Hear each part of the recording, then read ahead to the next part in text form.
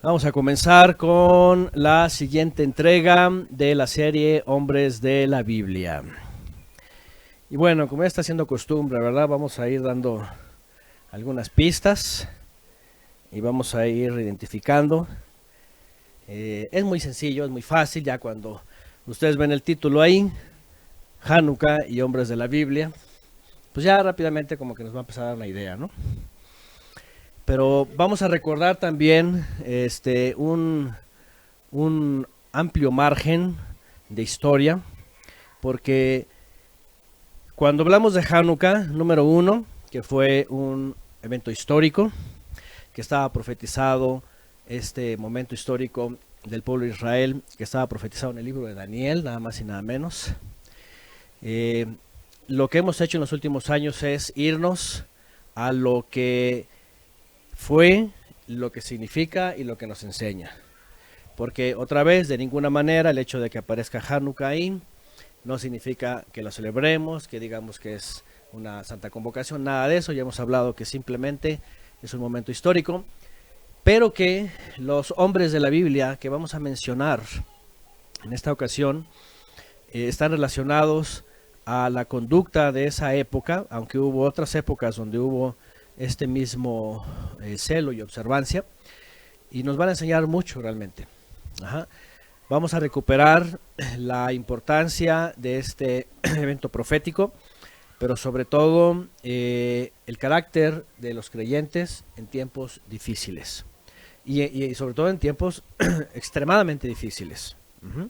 Ayer justamente mencionábamos que realmente la época en la que vivimos es muy difícil, ¿verdad? Nosotros ya estamos como que un poquito ya acostumbrados a ver toda la corrupción que hay allá afuera moralmente, no solamente políticamente, moralmente, y no dejamos de sorprendernos de ver cosas bárbaras, ¿no? Pero aún así como que ya nuestros ojos lo ven así como que bueno, está el mundo así, pero para eso sigue nosotros siendo focos rojos, ¿no? Alarma, alarma, porque eso es peligroso, ¿no? Y eso lo vivieron ellos también en épocas, este, en diversas épocas, ¿no? Y sobre todo en épocas por allá del regreso del exilio y posterior. Uh-huh. Entonces, cuando hablamos de Hanukkah y vamos a hablar de algunos hombres, lo que quiero hacer es volver a posicionar desde la profecía lo que ocurrió históricamente. Hanukkah se ha convertido finalmente y se llegó a convertir, uno de los puntos que vamos a ver hoy es por qué, aunque Yeshua, según Mebaser Yohanan, estaba en Jerusalén en la época de Hanukkah, ¿por qué no habría de celebrarla como una festividad nacionalista? Una de las preguntas que me hacen frecuentemente es, ¿Yeshua celebró Hanukkah, sí o no? Porque luego rápidamente, obviamente, pues sabemos que Yohanan dice, era época de la dedicación y ahí estaba Yeshua, andaba en el templo, ¿no? Vamos a ver por qué en el primer siglo este tiempo de Hanukkah era algo que el Mesías no podía aprobar, así, tal cual. Podía reconocer lo que había pasado, pero no necesariamente, y menos después de 2000 años, lo que hoy día es Hanukkah, pues no tiene nada que ver con lo que es en el primer siglo, ¿no? Hoy día ya es toda una fiesta acomodada para los judíos de los últimos 200 siglos y sobre todo asimilada, dando un toque a Navidad judía, ¿no? Como ya la mayoría la conoce, ¿no? Y hemos hablado en años pasados también sobre este sincretismo y hasta allá los memes en el judaísmo y el cristianismo combinando Hanukkah con Navidad como si fuera ya algo ya no antagónico, sino ya algo más bien sincretista, ¿no? Y unido. Pero bueno, Hanukkah comienza este año a partir de la tarde del domingo que viene, según la tradición judía, y van a ser conmemorar y van a recordar pues aquella épica, por decirlo de alguna manera, recuperación del templo, porque tiene que ver con luchas sangrientas, tiene que ver con espadas y guerra, tiene que ver con sí celo de las cosas santas, sí observancia, sí búsqueda de la obediencia, pero de pronto toma un tono ya más nacionalista. Y el celo se convierte después en un fanatismo nacionalista, ¿verdad? Podríamos decir ya totalmente radical, e incluso llegó hasta los extremos, ¿no? Con aquel grupo en el primer siglo conocido como los celotas, o los celotes, nombre que deriva del griego, por cierto, celosos, que originalmente en hebreo es Canaim, no de Kenán, de la tierra de Canaán, sino Caná en hebreo, que tiene que ver con celo, los Canaim, los celosos. Y vamos a ver que, por cierto, algo muy interesante que nos va a volver a recordar en dónde está la diferencia entre el que es celoso por la obediencia, por la observancia, incluso por el Mesías hasta la muerte, y en el que es fanático por otros aspectos, que son la religión, los ritos, los dichos de los hombres, ¿no? Eso es muy importante. Nos los va a enseñar el judaísmo extremista, ¿no? Y otro punto es el judaísmo nacionalista, que ya de plano se olvidó totalmente la observancia y se fue solamente a lo geopolítico, ¿verdad? A lo histórico político. Entonces, bueno, vámonos a ir, vamos a usar varios textos, ¿no? Porque nos vamos a ir, número uno, no son nombres que están en la Biblia. En las Biblias, lo primero que da, ¿cómo? Que esta serie ya se fue por otro lado, ya no son nombres de la Biblia. No son nombres que están mencionados en la Biblia por sus nombres, pero están mencionados, y fíjense lo interesante en la profecía, como los santos del Altísimo. Nada más y nada menos. Fíjense la categoría en los que los pone la Escritura. En el libro de Daniel, ahorita los vamos a leer. Son hombres que traían una herencia que después del retorno, por las escuelas, por cierto, de estudio de Esdras y Nehemías, ellos conservaron una línea de observancia, de devoción y de interpretación, y además de esperanza sobre el Mesías, pues muy celosa y muy recta, realmente, ¿no? Sus orígenes están en la época de Shimon HaTzadik, se le conoce, siglo III antes de Yeshua, siglo IV. Shimon HaTzadik, un Cohen Hagadol, que ministró, por supuesto, en Jerusalén. Shimon HaTzadik fue el primero, es el primero de los Tanaim dentro de la tradición judía. Taná es aquellos que memorizan la Torah, la retienen para repetirla, ¿no? Para enseñarla. Los Tanaim fueron hombres celosos y observantes. Este gran ministro, por cierto, fue el que le tocó recibir a Alejandro el Magno, en la época cuando Alejandro el Magno, que también está profetizado, vamos a ir a verlo,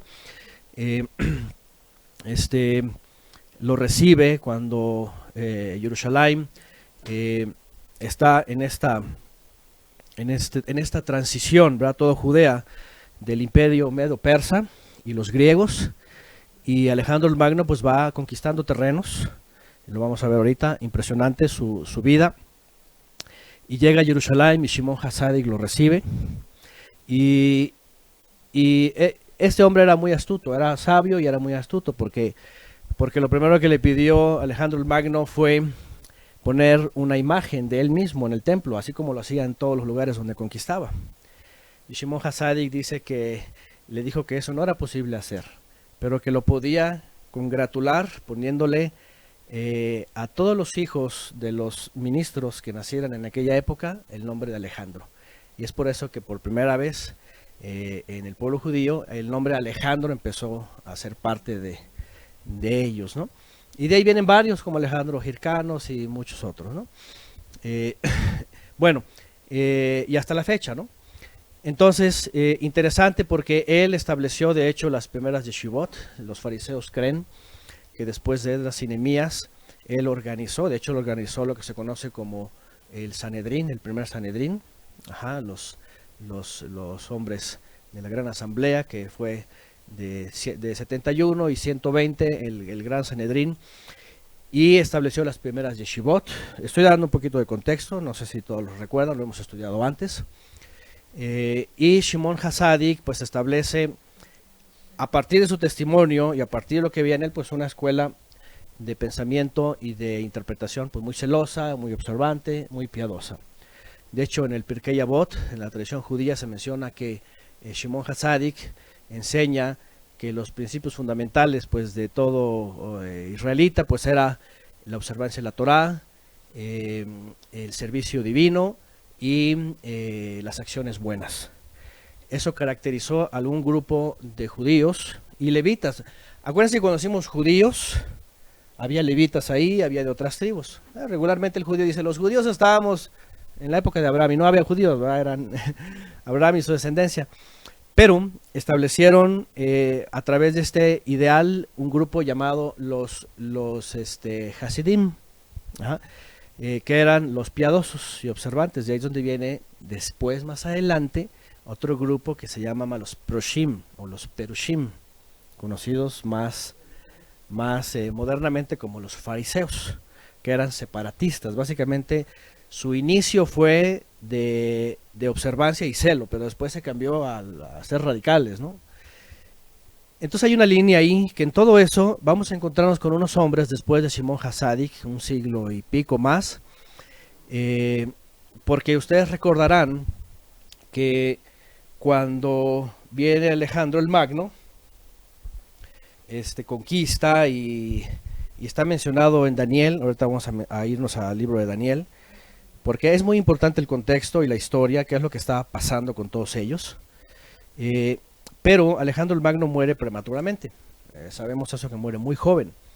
Y cuando él muere, lo único que queda es que el dominio que él tenía en aquella época es cedido a sus 4 generales, los cuales se reparten, que por cierto tengo por aquí una imagen, y ahorita eso es importante, déjenme ver si vamos a subirla, a ver si está por aquí.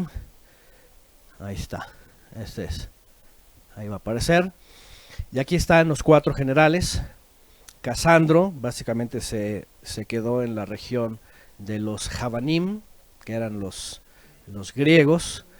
Está Lisímaco, está Seleuco y está Ptolomeo. Esto lo hemos estudiado cuando estudiamos Daniel. No sé si alguien estudió de aquí ya Daniel verso a verso. Tacha. Perfecto. ¿Quién más? A ver. Voy a poner tachas y palomitas. Bueno, es importante. Para los que les gusta la historia, a mí me fascina.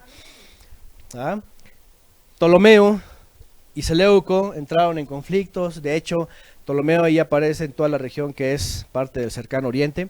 Pero después Seleuco invade esa región y va. Hay una lucha ahí, de hecho, los reyes del norte y del sur y todo esto. Ptolomeo fue uno de los regiones que finalmente quedan del imperio griego hasta que llegan los romanos. De hecho, desde Ptolomeo y Ptolomeo II, III, hasta Cleopatra, fue la última en la dinastía de Ptolomeo que queda en el reino del sur, ¿no? Hasta que llega, pues, en el caso Marco Antonio, que llega y cruza y se establece en Egipto, en Alejandría y todas esas regiones, y después de luchas en el triunvirato romano, finalmente Julio César lo derrota y se queda con la mujer, y bueno, es un desastre. Bueno, los romanos ya saben, ¿no? Un relajo. Ajá. Hasta aquellas épocas, pero ya fíjense todo el proceso, ¿no? Seleuco viene también con toda su dinastía, los Seleucidas, que era una confederación de sirios y griegos, o sirios helenizados, y viene una dinastía de los Ptolomeos, ¿verdad? Que comienza con Ptolomeo Sotero primero, después Seleuco. De hecho, en el libro de Daniel aparece hasta esta alianza con la hija del rey, Berenice, Ptolomeo III, Ptolomeo II, III, hasta lo que se conoce como el famoso Antíoco, que vamos a irnos ahorita, ¿verdad? De hecho, ya están poniendo por acá los macabeos, ya están poniendo ahí, ¿verdad? Matatías y todo, ya van por ahí, obviamente es fácil. Por eso les dije que es fácil, ¿no? Y ahorita vamos a ir al personaje o a los personajes de los cuales vamos a hablar. Pero lo que estoy diciendo es que hubo una transición de poderes que queda finalmente en estos hombres, y estos hombres siguen luchando, siguen queriendo conquistar, y en una de esas, por ahí ya el año 200, Antíoco IV, conocido como el Divino, Antíoco el Loco le decían, pero el divino Epífanes, de la Epifanía, pues enloquece como todos, ¿verdad?, por el poder, y entonces empieza a conquistar, y la historia nos dice, y bueno, aquí voy al libro de los Macabeos, porque cualquiera va a decir, pero ese es católico, ¿no? Bueno, es más judío que nada, ¿no? Pero lo que habla es la historia de esta familia que se les llama los Maccabim, apodo que lleva realmente su hijo Shimón, uno de sus 5 hijos, el cual se le apoda Maccabi, que es una expresión, realmente es, creo que siria, ¿verdad? Que significa martillo, porque alegóricamente martilló a sus enemigos, ¿no? Fue un hombre que era ministro, pero era un guerrero, era una cosa tremenda, ¿no? Este hombre. Y sí, vamos a hablar de, vamos a ponerlo de una vez, órale pues. Vamos a hablar de, yo ahorita pongo el isort. A ver, eso es. Matitiahu y Hanukkah. Vamos a hablar de Matitiahu y sus 5 hijos, de los cuales realmente 2 son los que sobresalen, ¿no? Que es Yehudá y que es Shimón. Yehudá Maccabi y Yehudá y Shimón Maccabi. Ahorita vamos a hablar de ellos. Ajá. Bueno, dicen por acá un shofar para el que dijo primero, ¿no? Dice Harold, ok. Harold va a regalarle un shofar al que dijo primero que era Matatías. Okay. ¿Quién dijo que era Matatías? ¿Quién fue el primero? Creo que Loida Barley, ¿verdad? Matatías, Matiahu. Ok, vamos a ver, creo que va. Por cierto, Loida Barley nos está confirmando que va a estar en Bogotá. Le vamos a regalar un shofar, claro que sí, órale, pues vamos a llevarle un shofar. Espero que no se me olvide. ¿Verdad? Como la hermana Xochipa que se ganó un shofar hace quién sabe cuánto tiempo y siempre se me había olvidado dárselo. Ay, perdónenme otra vez a las hermanas Xochipa, ¿verdad? Porque me tuvieron que recordar. ¿Y dónde está mi regalo? Ay, con mucha pena se los mandé, ya se los mandé. Bueno, ahí está, que no se me olvide llevarle. Así es, el número 30 de la serie es Matitiahu, y muchos van a decir, pero eso no está en la Biblia, en el canon, ¿verdad? No está, definitivamente no está. Pero él con su familia y la gente que le rodeaba está mencionado en el libro de Daniel.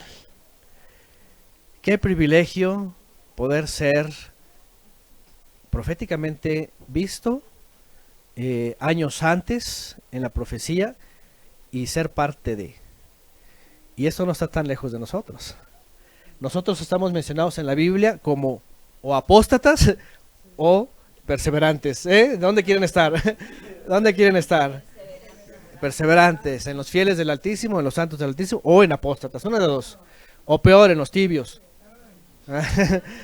Entonces, bueno, quiero aprovechar porque es época cuando el judaísmo celebra Hanukkah, que viene de la palabra dedicar o enseñar o educar, que es usada para la dedicación o la rededicación del templo, que fue profanado por Antíoco Epífanes, por allá del 160 y tanto, 167 antes de Yeshua, y que quisiéramos otra vez dar una aportación para poder entender qué es lo que pasó, qué es lo que nos enseña, con qué nos quedamos y qué no de esta época pues nacionalista. Finalmente el judaísmo, y lo más interesante es el judaísmo, lo primero que usa de Hanukkah pues es los macabeos, y de ahí se brincan a los 8 días que duró el aceite y la erradicación del templo, y el judaísmo no se destruyó, y entonces vino otra vez el judaísmo, recuperó sus tierras, y sobrevive el judaísmo.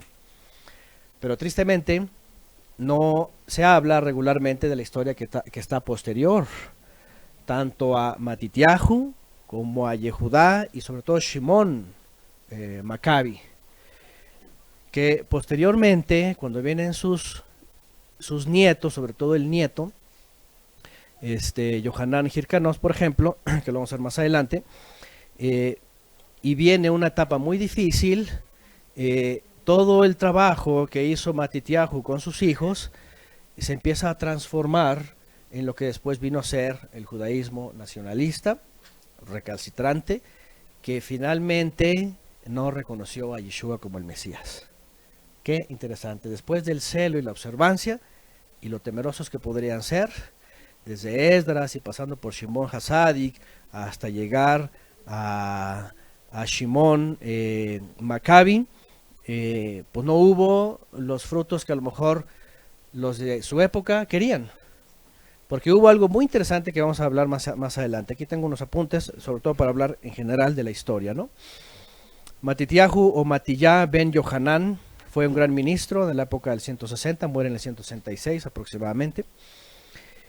¿Y qué es lo que ocurre con él? Se resiste a ofrecer sacrificios a Zeus, básicamente por los sirios griegos. Por los griegos dominan, imponen el culto a Zeus, y entonces ellos traen este asunto y llegan a Jerusalén y llegan y ponen ponen la abominación desoladora también, algo que se había ya calificado así y que Daniel vuelve a mencionar hacia el futuro en la época de los romanos. También llegaremos un poquito más para allá, porque todo esto abarca yo creo que una línea del tiempo, podríamos decir, de 400 años más o menos. Fíjense nada más. Bueno, Matitiahu se resiste, de hecho hay bajo amenaza, dice no vamos a permitir eso. Y algún levita se atreve y dice yo lo voy a hacer. Y lo primero que se reconoce de Matitiahu es que cuando ve un traidor que va a ceder a Antíoco a hacer un sacrificio a Zeus en el templo, dice que con sus propias manos lo mata. Una especie de Pinjas, ¿no? ¿Verdad? Que dijo, este es un traidor apóstata y ya. Y tanto mata al oficial enviado por Antíoco como mata al levita que iba a hacer la abominación. Y entonces comienza una gran revuelta. Él fue el primero que organiza a sus hijos y organiza a todos los celosos y empieza a decir, ¿saben qué? Vamos a defender pues el templo, ¿no? Vamos a impedir esto. Lamentablemente él muere pronto, enseguida, y en el año 66 él muere. Pero queda a su cargo su hijo, que es Yehudá. Yehudá, hijo de Matitiahu. Y él, cuando viene Antíoco, porque ellos salen de Jerusalén, se va a un grupo y empiezan a armar con los que había fuera un ejército, porque entonces Jerusalén es tomada por Antíoco, viene el sacrificio de la cerda y todas estas cosas, y entonces se organiza Matitiahu y muere él, después viene su hijo, y fue cuando recuperan el templo, la recuperación del templo. ¿Ah? Pero una vez que pasa esto, los seleucidas no se quedan conformes y vuelven a armar otra vez el ejército y vienen, invaden Jerusalén y otra vez lo conquistan y matan en este caso a Yehudá. Después queda Shimon Maccabi, y otra vez se vuelve a organizar afuera con los seguidores y otra vez van contra los sirios y vuelven a sacarlos, ¿no? Pero Shimon Maccabi, él es el que finalmente resiste y crea un ejército indestructible, ¿verdad? Ante los seleucidas. Y aquí es por eso que a él se le reconoce como finalmente el hombre que finalmente trajo ya el estatus a Jerusalén que todos querían, ¿no? Bueno, una de las cosas que se mencionan, por cierto, sobre Matatías, y es que vamos a hablar de Matitiahu o Matillahu y sus hijos. Una de las cosas y vean lo que voy diciendo, porque de ahí vamos a ir tomando nosotros una faceta, un testimonio de alguien que vamos a hacer comparativas, ¿no? Tanto los del pasado como lo que podemos hacer hoy día, ¿no? Una de las cosas que se les reconoce a Matitiahu es que antes de él ya había habido una incursión asiria o seleucida, y los ministros que estaban a cargo del templo decidieron proteger la ciudad y proteger el templo, a no ser que fuera en Shabbat. Una de las cosas que se les reconocía era la observancia, tanto que si era Shabbat, no levantaban la espada. Y eso les causó una gran pérdida, una matazón, ¿no? Sí, porque llegaron los enemigos, estos en Shabbat no hacen nada, ni se van a defender, entonces hubo todo eso. Es por eso que Matitiahu dijo, a ver, vamos a hacer algo aquí, ¿no? Porque no podemos quedar a expensas del Eterno y vienen los enemigos y no defendernos. Y empiezan a decir, a ver, Yehoshua incluso en el séptimo día entró y se cayeron las murallas. ¿Ah? ¿Ah? David no le importaba, si era Shabbat se defendía y acabó con todos.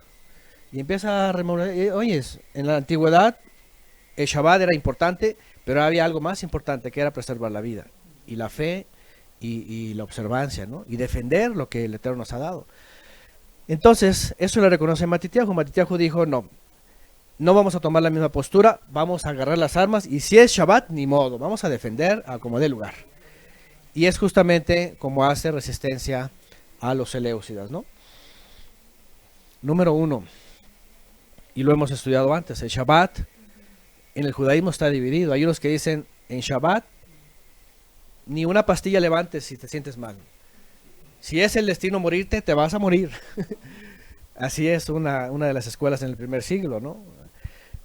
Y había otros que decían, no, está por encima la vida. Si tienes que salir, si tienes que calentar, si tienes que comer, si tienes que subir. Yeshua mismo lo hizo, ¿no? Dice que cuando iba con sus discípulos arrancaban las espigas porque tenían que comer, ¿no? Entonces, el Shabbat es observante, es observancia, pero al final no es un ídolo. Al final de cuentas, pues es algo que tenemos muchos Shabbatot y uno que otro no significa nada si se transgrede por causa de un mandamiento mayor. Un mandamiento mayor. No por cualquier locura, ¿no? Que, pues quiero ir a pasearme, no, espérate, ¿no? Eso ya es cosa tuya, ¿no? ¿Verdad? O otra cosa, ¿no? Que tú digas, eso ya es tuyo, ¿no? Por algo mayor. Entonces, eso se le reconoce a Matitiahu. Obviamente sus hijos hacen lo mismo. Ellos dicen, por causa de preservar la vida, la fe, vamos a tener que tomar las armas en Shabbat. Y no importa si es Shabbat. ¿Qué más tenemos de él? Bueno, definitivamente los hijos de Matitiahu tenían, y aunque eran 5, 2 sobresalieron en este asunto, tenían mucho celo de las cosas del Eterno, de las cosas santas. Ellos trajeron una escuela, por supuesto, de observancia, de piedad, de Hasidut, lo que se conoce como el Hasidut. El Hasidut, que hemos mencionado antes, por cierto, porque hoy día hay un movimiento judío también que es hasídico. Son los que, por cierto, son los de las vestimentas ashkenazí, con peyotes así larguísimos y sombreros de micrófono y todo eso, ¿no? Son los que algunos imitan, ¿no? Pero se dice que son Hasidut, pero la realidad es de que el Hasidut verdadero en la historia bíblica es el que observa los mandamientos, y en su época pues esperan al Mesías y esperan la redención de Israel. Hoy día el Hasidut es más bien observancia a la tradición rabínica, a lo que dijeron los sabios, a lo que dijeron los rabinos. Ya se convierte, es como los católicos como las monjas, por ejemplo. Son muy piadosas, pero ¿a qué? Pues a lo que ha dicho el Papa y a lo que es la tradición, ¿no? O los padres de la iglesia, o en el caso de los cristianos, por ejemplo, hay cristianos, como ayer se mencionaba, hay cristianos que son, ¿cómo se puede decir? Pues muy honorables, muy decentes, muy bueno, todo y todo, pero al final, aunque tienen principios bíblicos, pues también son fieles a sus maestros, ¿no? A sus templos, a todo eso, ¿no? Entonces, Hasidut bíblico es observancia y santidad al Eterno, no a hombres. Bueno, ellos eran hasídicos, por decirlo, temerosos y piadosos, pero todo, obviamente, al servicio del Eterno. ¿Cuál fue el punto de quiebre? Vamos al libro de Daniel, porque antes de que continuemos, tenemos que ir en dónde están mencionados ellos. En dónde están mencionados. El primer dato es en Daniel, ahorita voy a poner el isort, en Daniel capítulo 8, Vamos rápidamente porque vamos a la escritura ahora y después vamos a ir retomando partes de la historia. Daniel capítulo 8. Bueno, tengo unas imágenes, por cierto, que primeramente quería mencionar por aquí. Bueno, esa la de... Acuérdense que los que hemos estudiado antes, voy a poner aquí una imagen, la voy a hacer más grande para que la podamos ver. ¿En qué época estamos? Aquí hay una imagen, vamos a esperar que sale aquí en la pantalla, sobre la visión que tiene Nabucodonosor, que queda todo atormentado, ¿verdad? Y que nadie sabe interpretarla. Y después viene Daniel y se la interpreta. Daniel ya había tenido también la visión de las bestias, que era la misma relación. Esa imagen yo la hice ya hace unos años, cuando hablamos sobre todo el libro de Daniel. Y vemos finalmente los babilonios, la caída de Babilonia y el levantamiento de los medos persas. Ajá. Aquí está la reconstrucción de los muros de Jerusalén. En la época de los medos persas apenas venía todas las familias, según la historia romana, ¿verdad? De cómo se llaman estos, Remo y Rémulo, ¿verdad? Y la historia de Roma, y apenas estaba levantándose como una república. Vienen los griegos, Alejandro el Magno, se divide, muere prematuramente, ahí está, 323 comienza él y se divide en sus 4 reinos. Y de hecho ya desde aquí hay una influencia.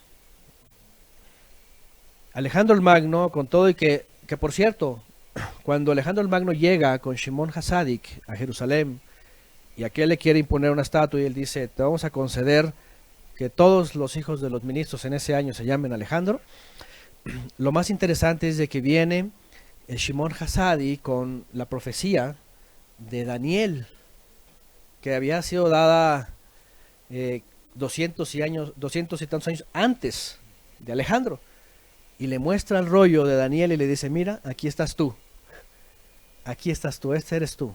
Le empieza a explicar lo que vamos a leer ahorita, en el 8 y en el 11. Y entonces Alejandro el Magno se queda sorprendido, dice, ¿cómo?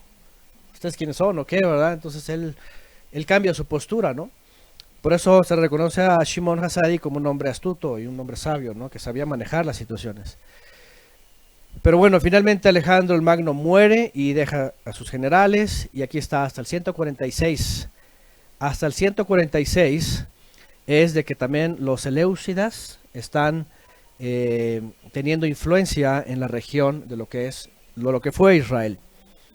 Y el 146 pues fue clave porque son las primeras incursiones romanas, ¿verdad? Ya desde la época empieza a haber ahí, es en donde ya se descompone todo, porque los descendientes de Matatías o Matillahu y los descendientes de Shimón, Maccabi, bajo la presión de los judíos que se habían helenizado y bajo la corrupción que se estaba generando, ¿qué es lo que tienen que hacer ellos? O asimilarse o venderse a una autoridad mayor. Entonces, ¿qué es lo que pasa primero? Y aquí es donde entra esta etapa de los romanos. Cuando los romanos empiezan a acercarse, pues hay luchas y hay traiciones por parte de los judíos o levitas que estaban ahí, y empiezan algunos a hacerse, ¿cómo se puede decir? Vasallos romanos, empiezan a tener comunicación y empiezan a ser como representantes de romanos, aunque eran israelitas, dentro de los territorios de Israel. Esa historia va a concluir finalmente con Herodes el Grande, que finalmente para esas épocas, porque lo más interesante es de que uno de los descendientes de Matitiahu, que es Hircano, ¿dónde está? Lo tengo por aquí. Hircano. ¿Qué es lo que ocurre en la época de Hircano? Que su nombre es Johanan Hircano, que él había conquistado y ampliado los territorios. De hecho, dice la historia que en la época desde Shimón Maccabi hasta su hijo Johanan Hircano, los territorios de Israel, fíjense, habían vuelto a ser recuperados como en la época de Salomón. O sea, el reino de Israel se había hecho grande y fuerte. Entonces caen en el estatus de tenemos el poder, hemos conquistado. Pero ¿cuál fue el problema con Johanán Hircanos, nieto de Matitiahu en este caso? El problema fue que cuando se recupera el templo, y aquí va lo importante de Hanukkah, ahí les va. Y ahí ahora sí vamos a analizar y vamos a ponernos a ver en qué lugar estamos nosotros, ¿no? Por eso les dije al principio, uno de los puntos que vamos a ver es que Hanukkah cambia la dirección por medio del judaísmo y la enfoca hacia propósitos, en este caso terrenales y políticos y religiosos. Cuando viene Johanán Hircanos, que también es un Cohen, es un ministro, pero es un guerrero, y tiene el control de Jerusalén y tiene el control de Judea, vienen los Sadokim, vienen los Leviim, y le dicen, muy bien, ahora vamos a dedicarnos al asunto del Ben David, y poder entonces encaminarnos al establecimiento del reino prometido a David, y recuperar el reino y entronar al hijo de David. Y dice Johanán Hircanos, espérame tantito, aquí no tiene nada que ver ni David ni la casa de David. Lo que hizo mi abuelo Matitiahu y lo que hizo mi padre Shimeón y lo que estoy haciendo yo no tienen parte para la casa de David. Y es cuando estos ministros se establecen como autoridad. También eran ministros, pero no eran descendientes de Sadoc, sino que eran ministros de la tribu de Leví, que se apoderan también del sacerdocio. Pero lo que hacen ellos es, aquí el hijo de David ya no entra, aquí ya está alguien en el trono. ¿Y qué hacen los levitas, los sadokim del linaje? Pues protestan y dicen, si no tenemos parte aquí, ni esperamos al Ben David, porque la esperanza era el hijo de David. Se acabó, dice. Entonces nos retiramos y es el primer movimiento de levitas que se van a Qumran. Que se van a Qumran y dicen, pues bye bye, se acabó aquí, ya no hay parte. Y lo que hace Johanán Hircanos, pues él sigue con la autoridad y él pone a sus propios ministros. Y aquí es el primer cambio. ¿Me entienden? Lo que seguramente quería Matitiahu y sus hijos era recuperar el templo. Hay una promesa, el hijo de David, está el profeta que ha de venir y vamos a poner las cosas en orden. Pero con el paso del tiempo todo se vuelve política, conquista, territorio, dinero, fama, y dice, ya no queremos ningún hijo de David, aquí ya estoy yo. Pero después se da cuenta que ya no tiene cabida porque pues empiezan a venir los romanos y ante el poder de Roma ya se estaba levantando como un imperio. Pues empieza a haber negociaciones y para no perder el lugar pues empieza a ceder y viene el sincretismo. Pero obviamente eso le sale de las manos a Johanán Hircanos y sus descendientes, pues lo que hacen finalmente es ser pues los lamebotas de los romanos, ¿no? Como se dice coloquialmente. ¿Ah? Sí, entreguistas, y aquí vienen, y de hecho aquí es donde aparecen por primera vez los primeros fariseos, porque ellos eran también levitas y se convierten en separatistas. Y aparecen también los primeros saduceos, que decían, nosotros sí somos de la línea de Sadoc. Saduceos viene de Sadokim, de Sadoc. Y aparecen dos partidos políticos por la lucha de lo mismo. Y luego vienen los herodianos y luego vienen otros que, por cierto, en la época de Johanán Hircanos, eso es muy importante, porque muchas de las preguntas es, ¿y Herodes dónde salió? ¿Ah? ¿Y Herodes dónde salió? En la época de Johanán Hircanos, él estableció una ley dentro del pueblo de Israel, en donde pueblo conquistado, sea Amón, sea Filistea, lo que sea, pueblo convertido a la fuerza. Y los edomitas cayeron en el mismo estatus. Entonces, el padre el abuelo incluso de Herodes I, Herodes el Grande, le tocó la época de Johanán Hircanos, cuando se convierten, o sea, los convierten, y obviamente como tenían autoridad y tenían mucho dinero, se introducen rápidamente en la política y en la religión y en todo este asunto. Y para la época de Herodes, él se entrega a los romanos y compra por una suma de dinero pues el lugar, ¿no? Finalmente pues es como el rey, ¿no? Es como un rey de Judea, ¿no?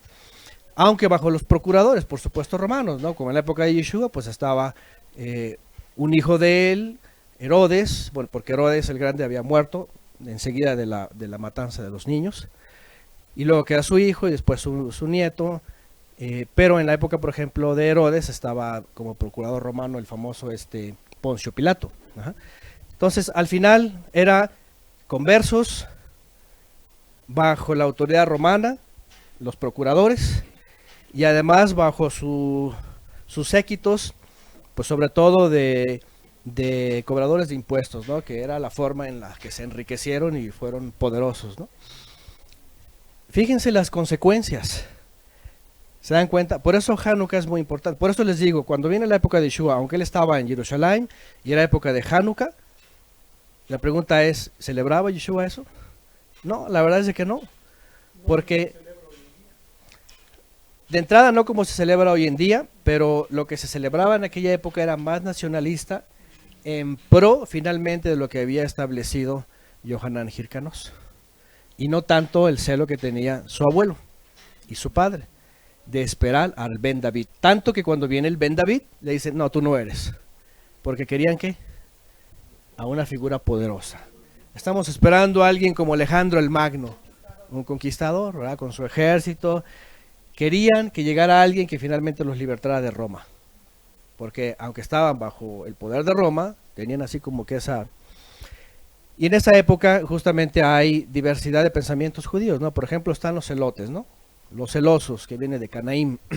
Estos hombres, por ejemplo, eran de la sección de los fariseos, pero eran extremistas, eran muy celosos, sí, observantes y todo, y querían hacer lo que hizo Matitiahu, por ejemplo, ¿no? Pero lamentablemente su intención final era reconocer o ver a un Mesías poderoso, conquistador, ¿no? Al final todos se desviaron. Los saduceos ya no, ya los saduceos ya era, no hay resurrección, no hay Mesías, no hay nada, el que se muere y vivamos y sigamos. ¿Ah? Los fariseos pues eran esperamos al Ben David, pero según un emperador, ¿no? Pero sin hacer revuelta, nada más hay que esperar. Los celotas, al contrario, no, vamos a acabar con los romanos, y el primer romano que veas, acuchíllalo. Y así vamos a ir hasta que nos libremos y hasta que hagamos venir al hijo de David. Y los esenios pues se fueron al desierto y dijeron, no, acá estamos los levitas, acá hacemos los ritos y acá buscamos al Eterno y el Mesías va a venir del desierto. Y para ellos pues nunca llegó, ¿no? Fíjense hasta dónde llega toda la descomposición, ¿no? Bueno, ahí tenemos Roma, aquí hay otra imagen que puse aquí, esto ya lo estudiamos antes, es una línea que yo hice, muy resumida, de cómo, ahorita va a salir acá adelante, pero vemos, por ejemplo, según la tradición judía, cómo están reconocidos. Después de la época de los profetas está el famoso Shimon HaTzadik. Vamos a esperar a que salga aquí ahí está la imagen.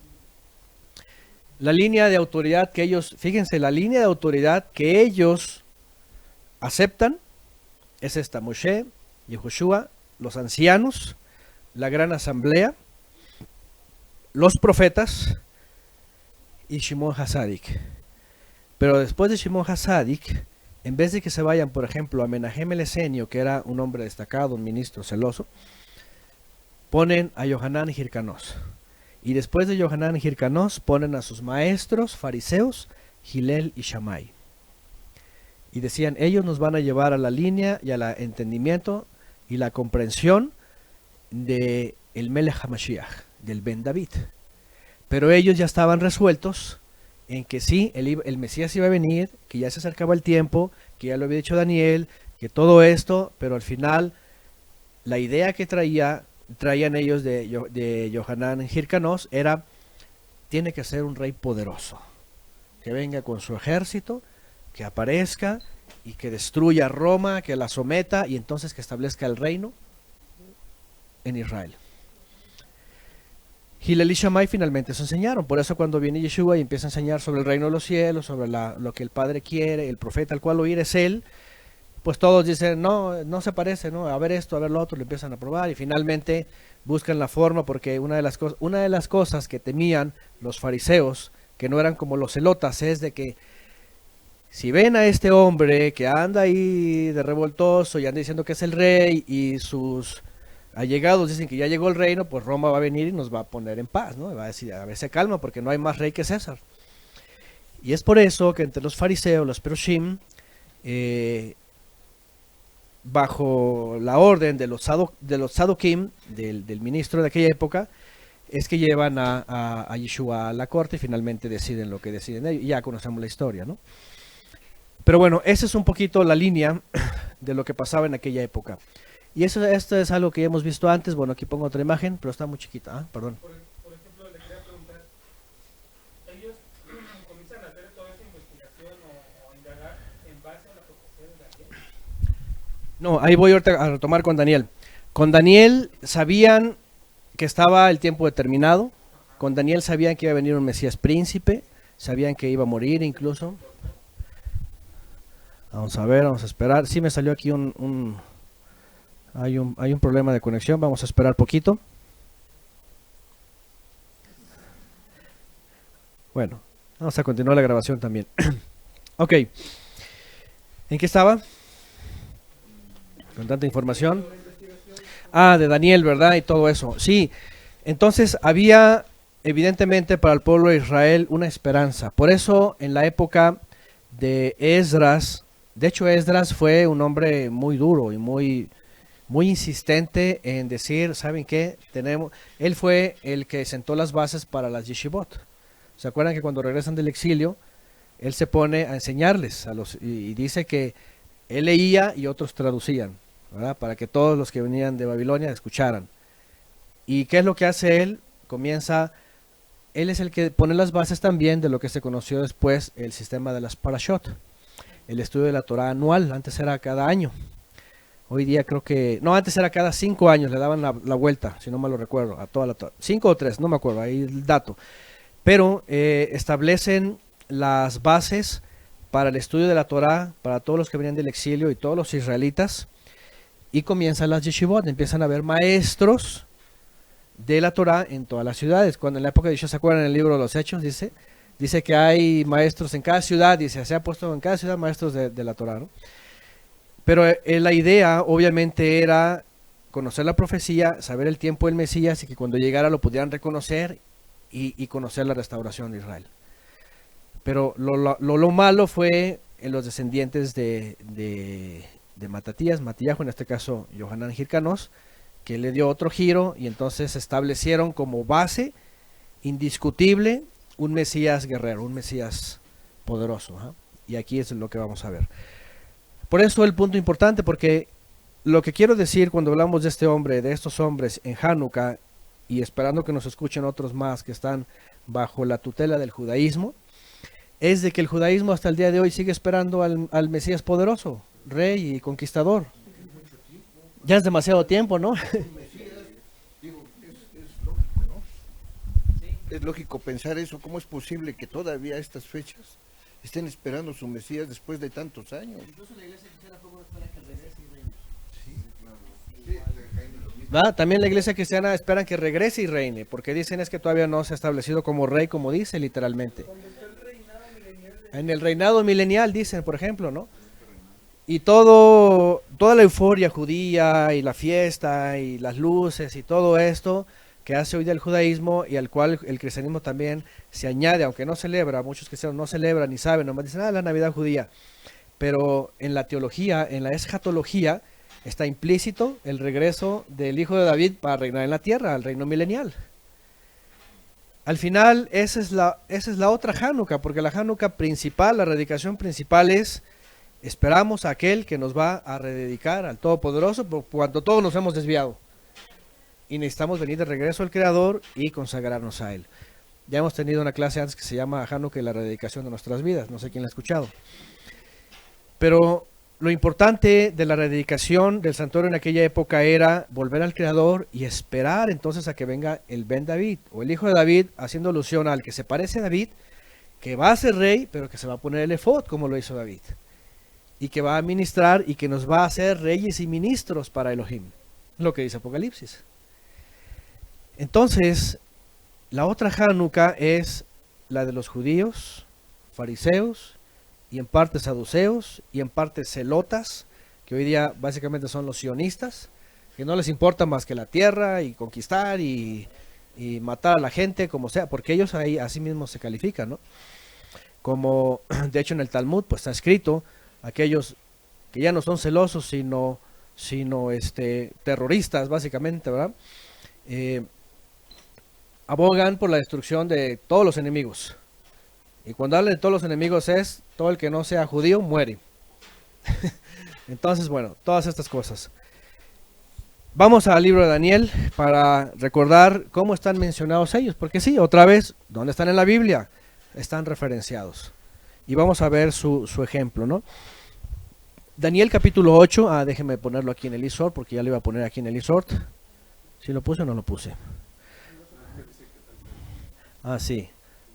A ver, vamos a quitar la cámara. ¿Dónde dejé? ¿Dónde dejé? Este es el que necesito. Para que aquí quepa el eSword. Ahí está. Ahorita va a aparecer acá. Vámonos al libro de Daniel. Y quiero que recordemos. Primero, en Daniel capítulo 8, a Daniel se le da esta visión de los medos persas y de los griegos.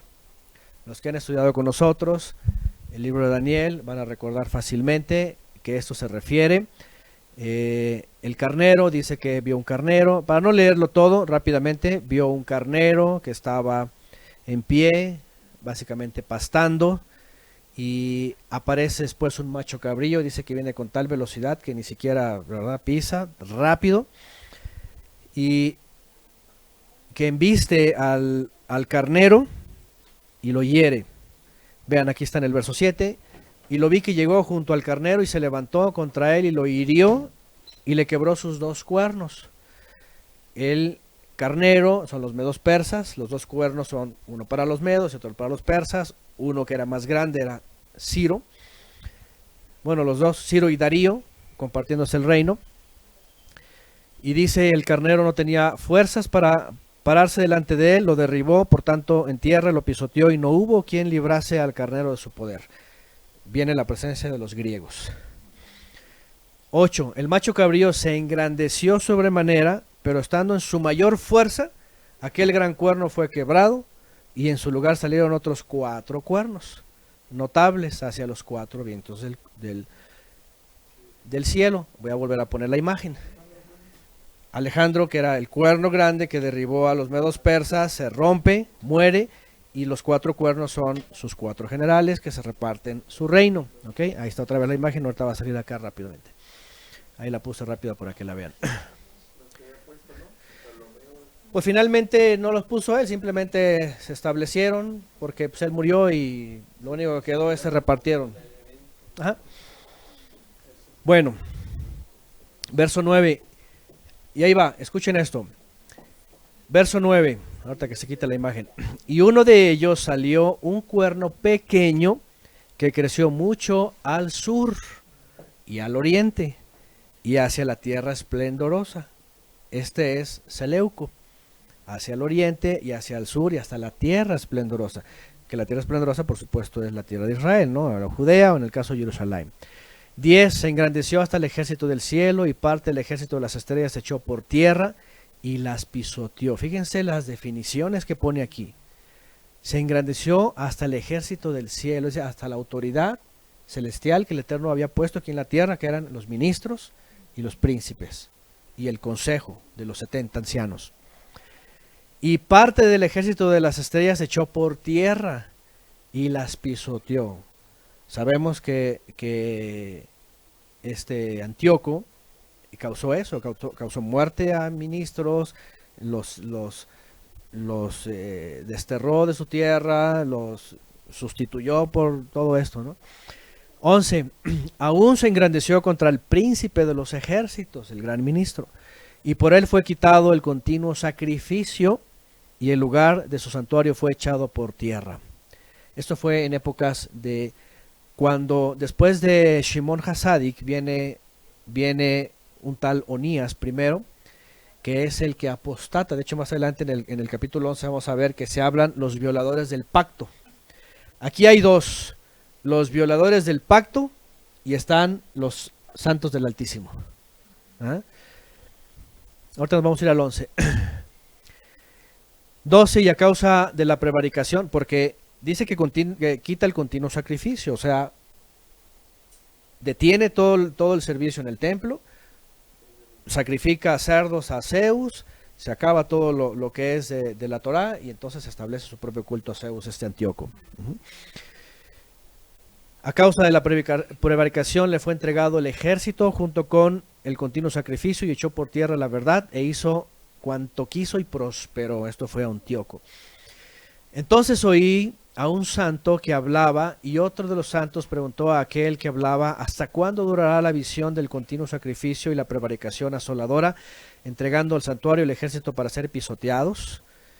Y él dijo: hasta 2300 tardes y mañanas, luego el santuario será purificado. Y bueno, ya Daniel viene su experiencia con Gabriel y todo eso.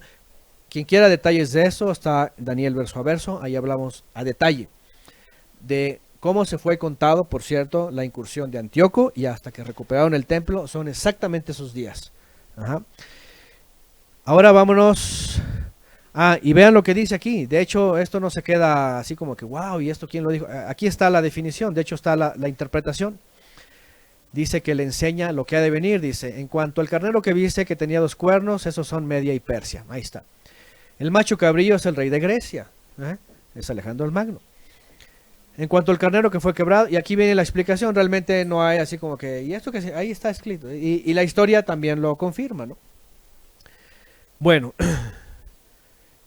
ahora vámonos al capítulo 11, porque en el capítulo 9 viene lo de las 70 semanas, y viene la oración de Daniel, las 70 semanas, y el asunto del Mesías, que ha de morir. Pero en el 11 vuelve a retomar la historia y comienza con los reyes del norte y del sur, que es Seleuco y Ptolomeo, y estas luchas que tienen ellos, estas diferencias. Pero quiero irme hasta el verso, porque aquí habla, por ejemplo, ahorita van a ver, vamos hasta el verso que dijimos. Tengo aquí exactamente el verso 32. Vamos a hablar de todos los, ya hemos estudiado con esto. Ahí está, vámonos al 31. Aquí ya está detallado cómo vino la incursión de Antíoco, qué pasó antes, Ptolomeo I, segundo, tercero, el asunto con Berenice y el reino del norte, y finalmente Antíoco el Loco, que le llaman, así era su apodo. Él se decía que era Epífanes, la manifestación de Dios ahí. Y vean lo que viene. 31. Se levantarán de su parte tropas que profanarán el santuario y la fortaleza, quitarán el continuo sacrificio, pondrán abominación desoladora. Bueno, es lo que está mencionado también. Ahora, aquí hay otra cosa interesante. En el 30 dice: porque vendrán contra él naves de Kitim, y él se contristará y volverá y se enojará contra el pacto santo, y hará según su voluntad, volverá pues y entenderá con los que abandonen el santo pacto. Fíjense estas expresiones. ¿El santo pacto cuál era? Pues era el compromiso que tenían con el Eterno a través de la Torah, a través de la fidelidad, la santidad, el testimonio, ser luz. Aquí incluso algunos comentaristas dicen que ya mencionan a los romanos. Aquí los de las naves de Kitim dicen que es una alusión a los romanos que vienen del otro lado del Mediterráneo. Pero bueno, vean lo que pasa en la época de Antíoco. 32. Con lisonjas seducirá a los violadores del pacto, mas el pueblo que conoce a su Elohim se esforzará y actuará. Ese es un texto que vamos a detenernos aquí, porque para la época de Antíoco el pueblo estaba dividido. ¿Por qué? Porque ya había pasado la hazaña de los macabeos, ya había ocurrido desde Matitiahu, y sus hijos hasta Shimón. Ya habían recuperado el templo, pero desde Shimón Hasadik hasta un tal Onías primero, del cual ya hemos mencionado también en el verso 32. Déjenme ver si aquí tengo la referencia, que hubo una traición de unos ministros, ¿verdad? Que les pareció bien helenizarse la historia judía. De hecho en el libro de los Macabeos se cuenta que era tan grande la influencia que no sabían cómo le hacían que los israelitas revertían la circuncisión para poder ser parte de los juegos del gimnasio que habían puesto a un lado del templo. Porque habían impuesto un gimnasio. Ya saben que el gimnasio tiene todo el esquema, ¿verdad?, del culto a Zeus, y que originalmente lo hacían sin ropa, y que obviamente circuncidados pues era el ridículo, ¿no? Entonces, quién sabe cómo le hacían, pero que revertían supuestamente la circuncisión, ¿no? Desde ya entonces ya había cirugías y todo eso, ¿no? Para que vean, ¿no? No era... Ahí está. De tal forma que lo que Onías primero quiso es acceder a las demandas de Antíoco, y es por eso que cuando viene Antíoco, él lo establece como sumo sacerdote y quita a la dinastía de Leví. Y aunque era sacerdote Cohen, pero no era de la tribu, no era del linaje de Sadoc. Y entonces él es el que permite a Antíoco, y es que viene la revuelta de Matillahu y todo lo que pasó en casi 4 años, ¿no? Interesante, porque aquí hay de dos. Antíoco con lisonjas, aquí básicamente los dice, proféticamente hablando, dice que sedujo a los violadores del pacto. Era Onías y toda su gente. Más el pueblo que conoce a su Elohim, que dice, se esforzará y actuará. Aquí están esas familias que primero, antes de Matitiahu, hubo ministros que nada más por guardar el Shabbat no pelearon, pero eran observantes, y los asesinó Antíoco. Cuando viene Matitiahu, ya sabemos que él dijo, no, aunque sea Shabbat vamos a agarrar las espadas, ¿no? Pero se esforzará y actuará. ¿Se dan cuenta dónde están mencionados? Es decir, ya hay una alusión a ellos en la historia, antes de 250 años antes de que nacieran, ¿verdad? 200 años antes de que nacieran, no, sí, 250 más o menos, ya estaban reconocidos como temerosos, que conocen al Todopoderoso, que se iban a esforzar y que iban a actuar. ¿Cómo iban a actuar? Pues defendiendo lo que es la fe, ¿no? Y la piedad, y la Torah, y la observancia. 33. Y los sabios del pueblo instruirán a muchos, y por algunos días caerán a espada. Fíjense, los que murieron. Como por ejemplo en el caso de Yehudá, el hijo de Matitiahu murió a espada, defendiendo también. Y a fuego, en cautividad y despojo. Y en su caída serán ayudados de pequeña ayuda, y muchos se juntarán a ellos con lisonjas, porque también entre ellos hubo que llegaron y corrompieron. ¿Se acuerdan ayer que hablamos cómo hace el artesano con la plata y pone un poco de plomo para quitar la escoria y todo eso?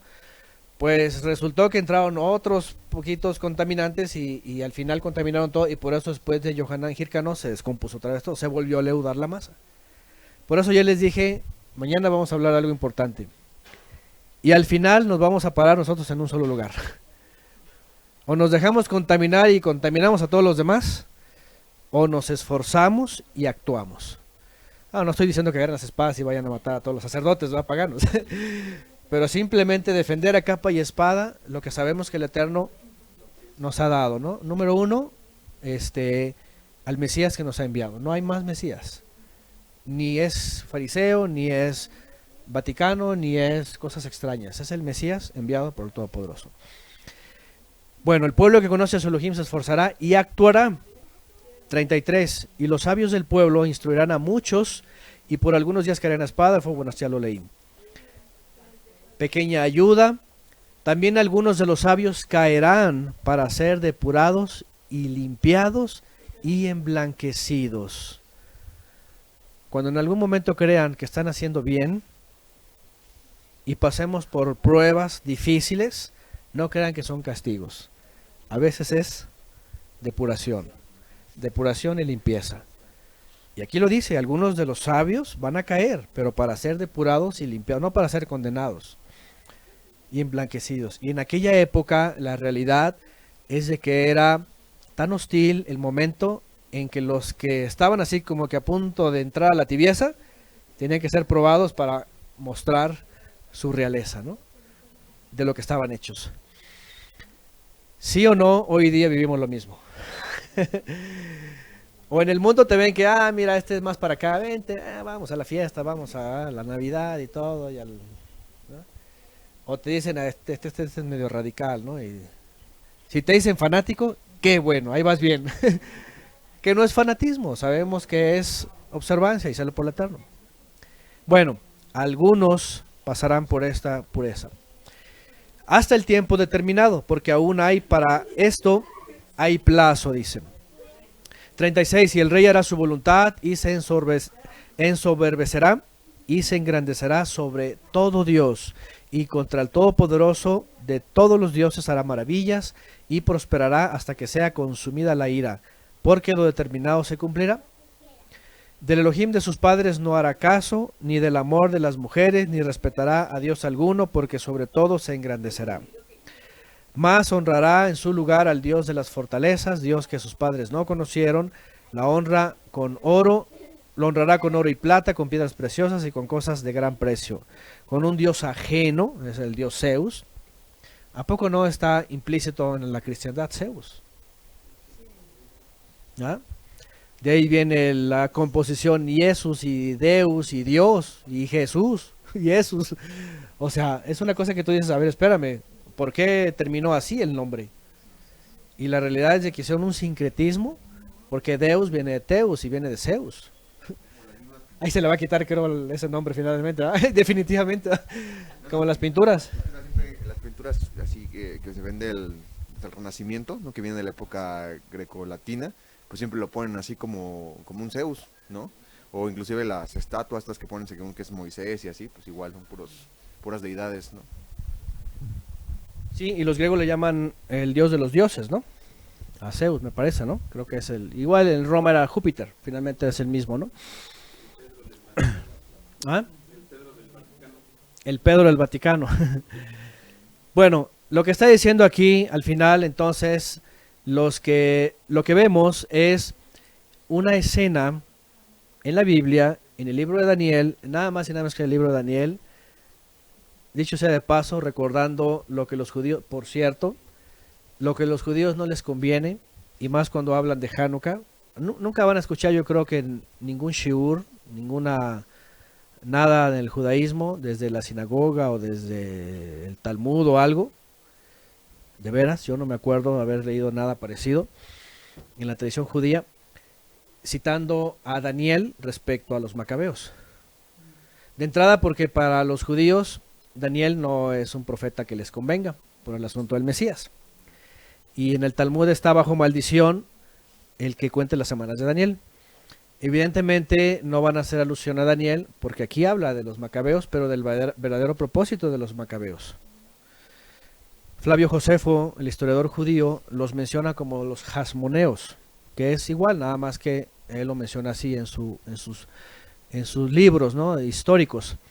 Y él los menciona, pero no encuentra relación o no pone relación con la profecía de Daniel. Pero yo cuando veo esto, yo me impacto porque digo que por supuesto el libro de Macabeos es un libro histórico, no es un libro inspirado, o sea, no tiene inspiración como los profetas o Apocalipsis o como los libros de Moisés, pero no significa que sea desechable, sino es histórico, simplemente habla de la historicidad y cosas que sí fueron verdaderas, ¿no? Podría estar como otro libro como Segunda de Reyes. Por ejemplo, el libro de los Reyes y las Crónicas no son inspirados, sabían que no estaban en el canon, fueron añadidos solamente por la historicidad, pero no significa que sean inspirados así, recibidos de arriba, ¿no? Es simplemente historicidad. Y otros libros. Entonces, pero sí encontramos una historia en donde sí nos da la escena de estos hombres.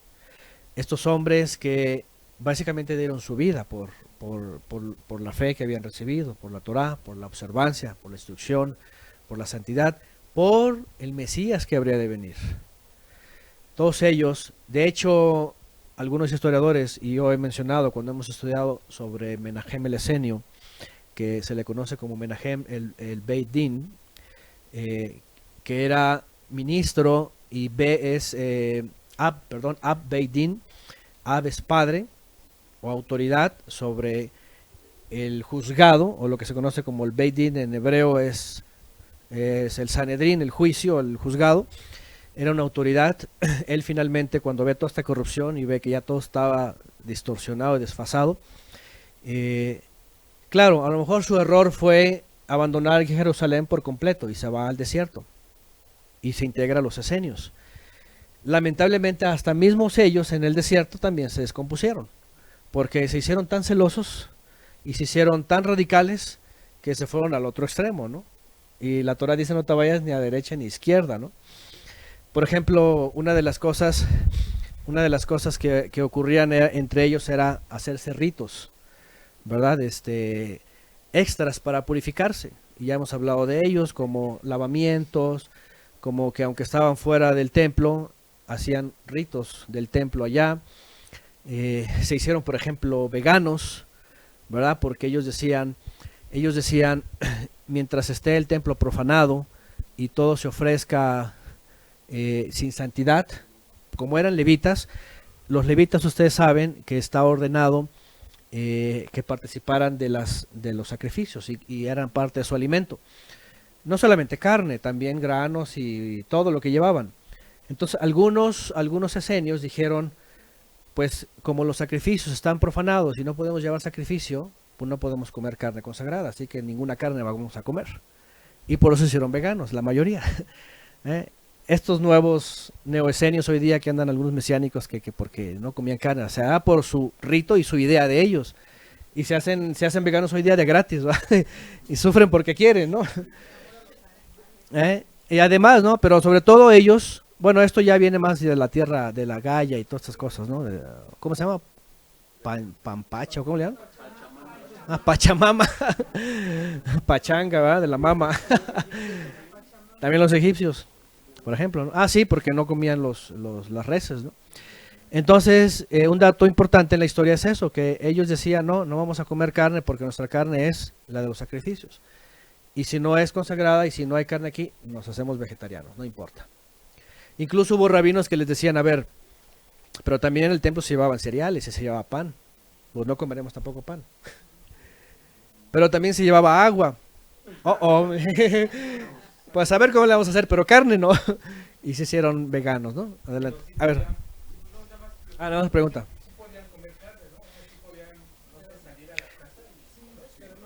O sea, sí podían porque estaba permitido. El asunto de ellos era, como eran ministros y no estaban en el templo y solamente participaban de la carne que llevaban al templo, entonces no vamos a comer, era la única carne que comían. Dicen: afuera no vamos a comer nada. Y ya, se hicieron veganos, ya pues se hacen sus propios escritos y luego los locos de hoy día van y: ay, mira, eran veganos, hay que ser veganos, ¿no? Ya todos se hacen veganos, ¿no? Entonces hay que saber esos datos, ¿no? Porque luego dicen: ¿y dónde viene esto? Pues hay que averiguarlo dónde viene. Bueno, el caso es de que también los esenios, aunque eran levitas e incluso eran sadoquim, venían de la línea de Pinjas y de Sadoc, que fue el ministro en la época de Salomón y David, también se desviaron. Obviamente se hicieron sus propios ritos y ya vemos toda la comunidad de Qumran, que no solamente tenían la Torá entre ellos, sino que también tenían un montón de libros ritualistas, de purificaciones, de comidas, de todo eso. Y bueno, ya no se sabe mucho de ellos. Finalmente pues murieron, yo creo, en el desierto, ¿no? Como los celotas. Los celotas, cuando comienza su movimiento con un tal Yehudá Galí, si no mal lo recuerdo, Yehudá Galí, que era un galileo. El movimiento celota más fuerte comenzó entre los fariseos en el norte de Israel, y ellos vienen de los fariseos, pero son demasiado celosos que se convierten en fanáticos, tanto que que se encontraban un romano por ahí y órale, le encajaban la daga, ¿no? ¿Cómo se llama? De ahí es donde viene con la sica, donde viene sicario, ¿no? Ajá, la sica, se la encajaban, los mataban, ¿no? Y ellos encabezan un movimiento, por cierto, es muy interesante porque los judíos en el primer siglo, ya traían un problema entre todos ellos, que, por ejemplo, en la destrucción del templo, estaban fariseos que decían, vamos a esperar a que venga el Redentor. Había otros que decían, vamos a entregarnos. Y había los celotas que decían, vamos a pelear. Dicen los historiadores judíos que cuando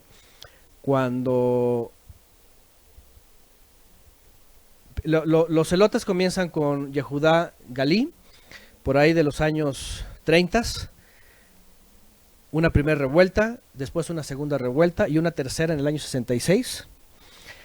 Y dice la historia que Jerusalén incluso, básicamente porque se la solían, como se dice coloquialmente, de que iba a venir un asedio romano, se habían abastecido de alimento como para 5 o 6 años.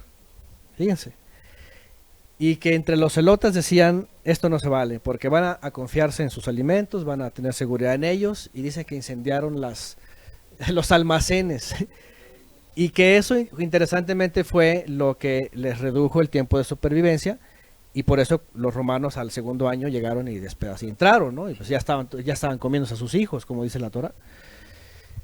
¿Y por qué? Porque entre ellos, además, como vieron debilidad, hace rato mencionamos a Flavio Josefo. Por ejemplo, Flavio Josefo era un judío observante, pero cuando ve a los romanos dice, no, yo mejor me entrego. Y se hace un adepto de Roma, de Tito, y él es el que finalmente escribe todas estas crónicas, ¿no? Pero los judíos entre ellos estaban divididos, o sea, tantos partidos políticos y no sabían nada qué hacía. El Talmud menciona, y hay un video que tengo por ahí hace tiempo, es del judaísmo, que habla del templo y de sus funciones, y dice, el templo finalmente fue destruido, dice, por Sinat Hinam, le llaman ellos. Sinat Hinam es el odio infundado, el odio mutuo entre ellos, porque no se ponían de acuerdo, no sabían qué hacer, si entre ellos se mataban, porque por ejemplo, si los celotas, de hecho un rabino que se llama Rabino Akiva, si no mal lo recuerdo, de hecho tiene que estar por acá, vamos a poner una de las imágenes, me parece que lo tenemos aquí, este es Yohanan Ben Zakkai. En el año 70, vean, Yohanan Ben Zakkai tenía, y es un rabino reconocido, tenía a sus alumnos que él les decía, vamos a esperar, no tenemos por qué luchar, no tenemos por qué pelearnos, ¿no? Ahí está, el Rabán Yohanan Ben Zakkai. Y cuando se enteran los celotas que él no se va a levantar en armas, lo querían asesinar, nada más porque este judío no quiere pelear.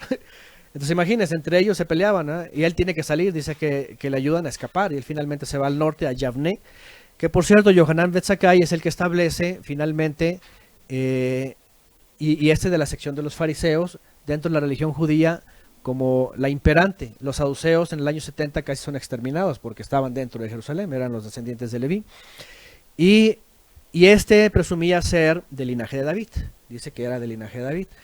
Y por eso entre la mayoría de los fariseos quedan judíos de linaje, ¿no? De la tribu de Yehudá, pues.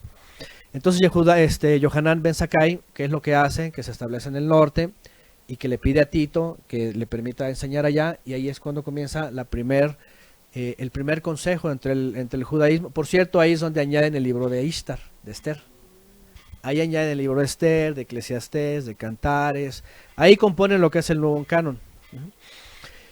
Y Yohanan Ben Zakkai establece por primera vez una necesidad de poder sobrevivir ante acuerdos con los romanos, en este caso con Tito y luego con su hijo Flavio Espaciano, y da lugar a que Rabí Eliezer y finalmente Rabí Akiva den el camino hacia el que está abajo, Rabbi Yehudá Hanasí, en la época de los Tanaim, consoliden el judaísmo como religión judía, guiada por los fariseos, y que Hanukkah tome el camino de una esperanza futura, de un rey futuro, de una recuperación y de una reconstrucción del templo en el futuro. ¿Se dan cuenta? Por eso decimos Hanukkah, ni en la época de Yeshua, ni ahorita, es lo que debió haber sido al principio. Hanukkah, desde la época de Matitiahu y sus hijos, era el Ben David tiene que venir y establecer el reino. Que obviamente a lo mejor tampoco ellos sabían cómo iba a ser, pero se entiende, como dice el libro de Daniel, que los que conocen a su Elohim se esforzarían y actuarían, y que si leemos, bueno, ya hemos estudiado el libro de Daniel en el capítulo 12, quien quiera detalles está también en el comentario verso a verso, habla después de ellos hasta la época de Yeshua, cuando ya aparece y muy pocos son los que resplandecen. Es decir, que entienden finalmente cómo era ese Mesías que habría de venir y cómo era ese reino que habría de establecer y cómo iba a actuar y cómo iban a experimentar una lucha entre las tinieblas. Y por eso Shaul, fíjense que Shaul de Tarso, por cierto, Shaul de Tarso, saben que él dice que era fariseo de fariseos, ¿ya? De la escuela de Gilel, dice que estudió a los pies de Gamaliel, era un destacado. Y él, a lo mejor sí celebraba Hanukkah, como lo celebraban desde Yohanan Hirkanos. Pero lo más interesante es de que cuando se convierte el Eterno por medio del Mesías, que se le revela, cambia toda su panorama y su perspectiva del reino mesiánico, y ya se atreve a decir, porque hemos sido trasladados del reino de las tinieblas al reino de su Hijo amado. ¿Se dan cuenta? Entonces, él, por eso lo odian muchos judíos y algunos que otros mesiánicos que ya se han ido más al judaísmo. Porque dicen, ese está loco, él habla de un reino espiritual y un rey en el cielo y todo eso. Y es que no es que lo hable, es que Yeshua es un rey celestial, está en el trono, a la diestra del Padre. Ya trajo el reino, él dijo, el reino de los cielos se ha acercado. Todo esto, simplemente Shaul de Tarso lo dice en sus palabras. Pero vean la mente que cambia de un fariseo de la escuela de Gilel, allá está arriba Gilel y Shammai, ¿se dan cuenta? Después de Yohanan y Hirkanos. Y Pablo tenía todo eso, y por eso llega un momento y dice, todo eso lo tengo por basura. Todo eso ya no lo creo. Ahora creo en el Rey Mesías. ¿Qué entró ahí alguien? ¿Quién sabe quién es este, verdad? ¿Dónde se encontraba el punto de la percepción de la mala, de la errónea percepción de la venida del Mesías? ¿En qué punto se concentraba? ¿Por qué no lo lograron asimilar o visualizar correctamente? ¿O fue realmente a propósito y que no les convenía? Muy buena pregunta. ¿En qué momento todos ellos empezaron a apostar a un Mesías conquistador y rey, todo esto? Yo creo que fue la clave en la época de Yohanan Hirkanos, porque cuando se establecen las escuelas de Gilel y Shammai, ellos se basan en la literalidad directa del regreso del exilio y del Mesías que iba a venir a liberarlos. Isaías, por ejemplo, capítulo 2, habla del establecimiento del reino. Y cuando se lee Isaías 2, o sea, se ve algo, lo que hoy día los sionistas predican. Y se establecerá el monte de la casa del Eterno como cabeza de los montes y correrán todas las naciones. Y cuando vienen todos estos textos, ellos literalmente los ven y obviamente los trasladan a, tiene que ser así. Y entonces Yohanan Hirkanos dice, se acabó esto, ahora soy yo. Y después viene Gilel y Shammai y dice, bueno, vienen los romanos y ellos dicen, no, tenemos que abogar por la libertad ahora de los romanos. Entonces, ese lapso fue cuando ellos establecieron que el rey debería de ser como ellos creían que debería de ser. Y que de hecho hasta el día de hoy ellos lo esperan así. Y por eso dije hace rato que en el cristianismo, en el dispensacionalismo, esperan un rey todavía que reine aquí, que venga aquí a reinar físicamente, que se siente en el trono de David.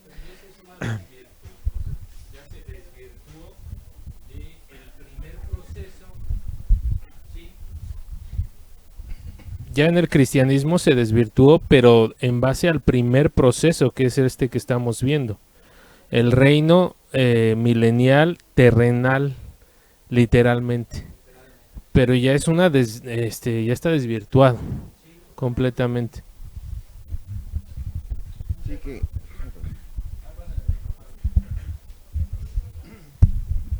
Entonces lo que tienen estas personas o de esa época están cegados por el maligno, porque la profecía de Daniel es clara, ¿no? Cuando da el conteo de las semanas y anuncia, ¿no?, la manifestación del Mesías, ¿no?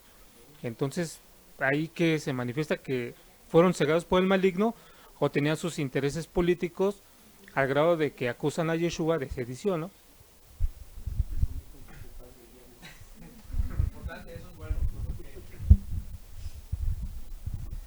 Evidentemente hay un quiebre y la pregunta es, ¿cómo fue ese quiebre?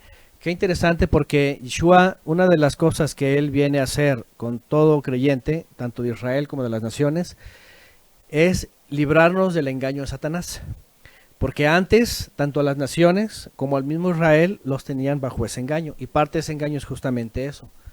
Que sí, basado en el poder, en la ambición, en el estatus que imponía, ya fueran los persas o los griegos o los romanos, pues se hacía un sincretismo, se mezclaban, y entonces las ideas de los maestros de ser liberados cambiaron a querer ser liberados por este poderoso rey, ¿no?, que iba a venir. Que por cierto, bajo esa descripción, pues cuando viene Yeshua dice, pues este no parece nada de rey, ¿va? Ni este donde está su ejército, y estos galileos son su ejército, pues así, por eso lo ridiculizaban, decían, tú no eres. Ajá. No, ya estaba desvirtuado, como dice el hermano García, ¿no? Ya tenían ellos establecido un Mesías en base a lo que había enseñado Hillel y Shammai, y si no veían las características, decían, no es.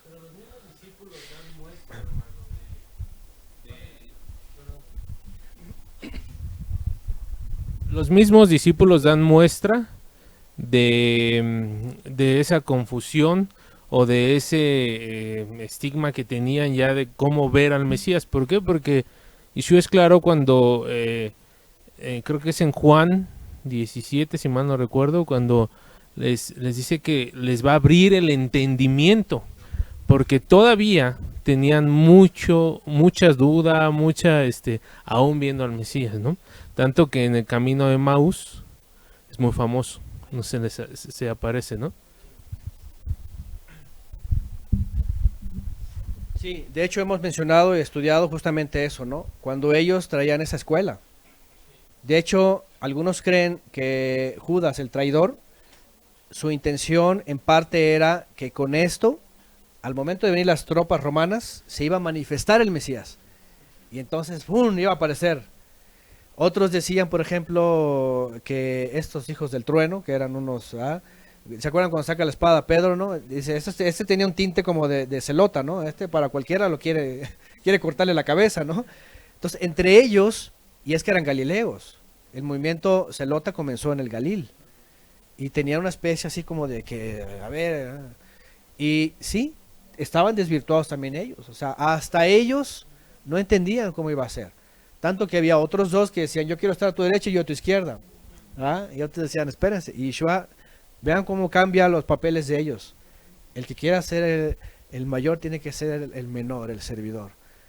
Todo la buena nueva, todos los evangelios, lo que está haciendo es enseñarnos que lo que aprendieron ellos estaba totalmente errado, desvirtuado.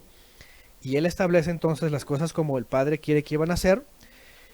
Y el problema es que aunque algunos las veían, como Yeshua cita y Pablo después citando a Isaías, viendo no ven y oyendo no oyen. Por eso parece que es tan fácil tener fe.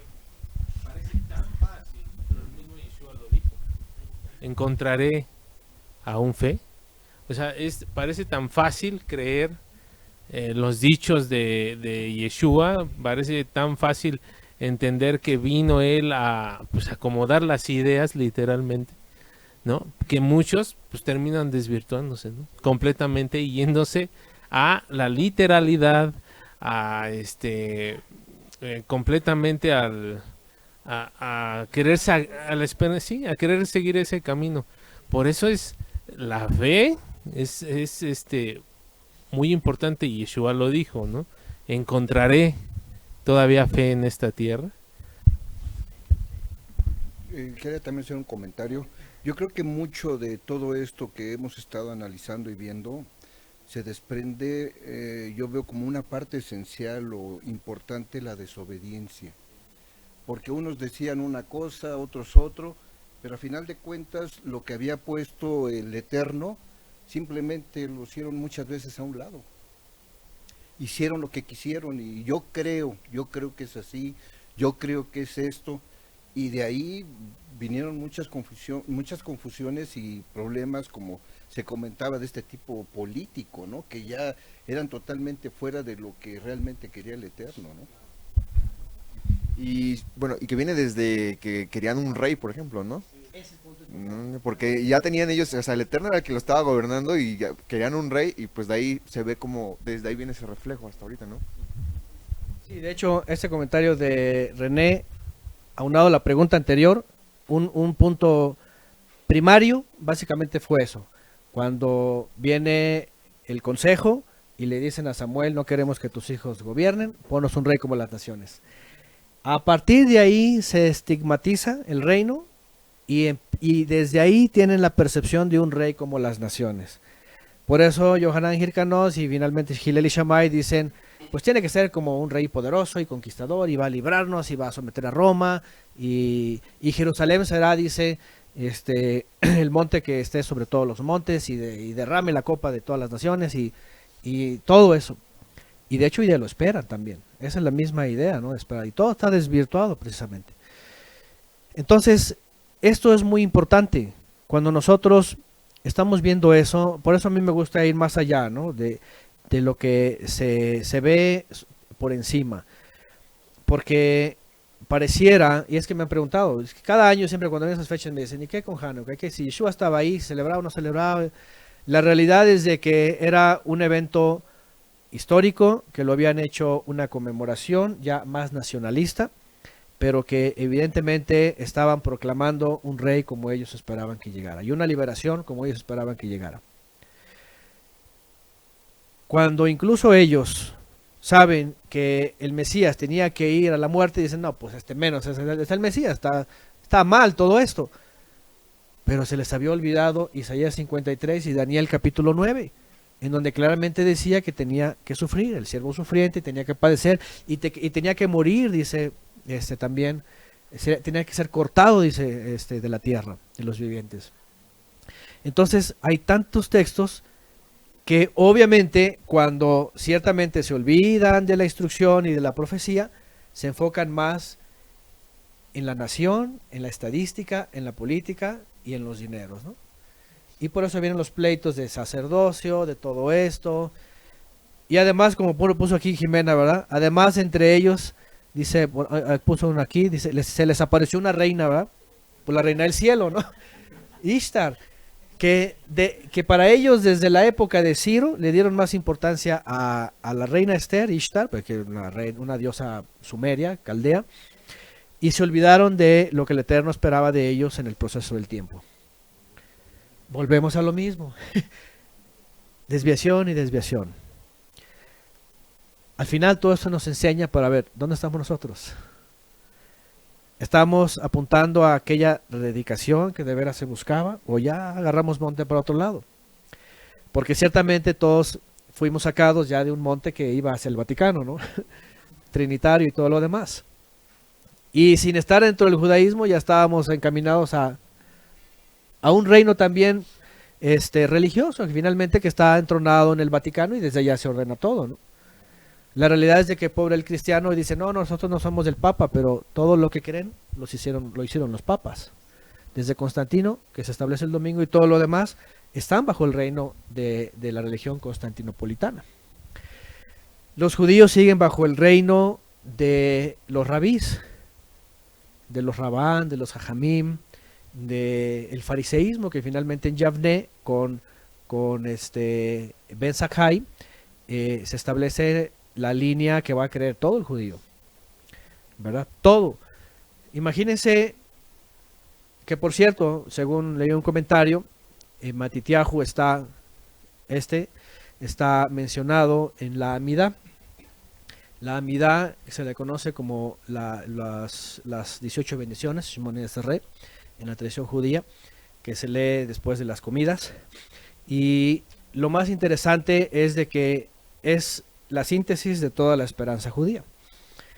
Y en la Amidá, por cierto, hay una bendición que es maldición para los, le llaman ellos minuim, para los apóstatas, que ellos la realizaron justamente desde la época de Yavne para excluir a todos los judíos y en general a todos los que no creen como ellos, por no defender el templo y por no esperar el templo que se levante otra vez, y por no permanecer en los rabinos, y peor por creer en Yeshua, que dicen ellos es la apostasía, ¿no?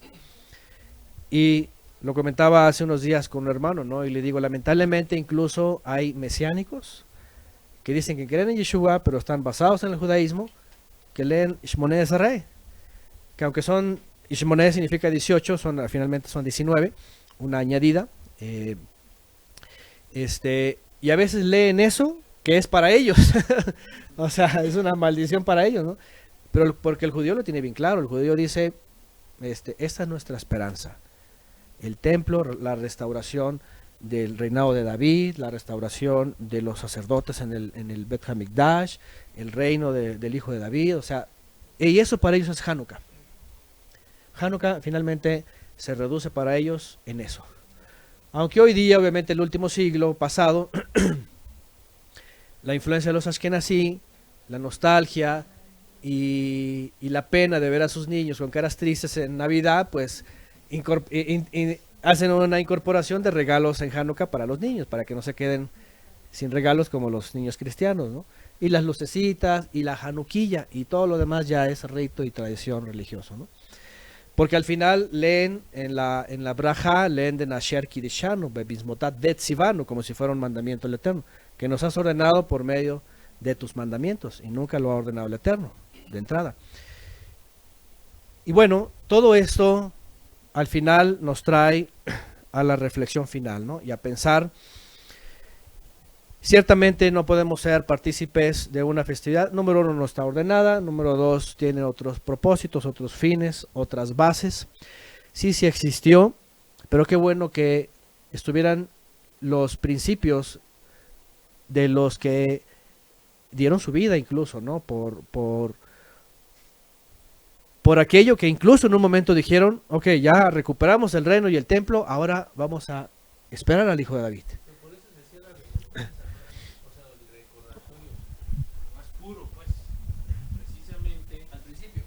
Al principio era así.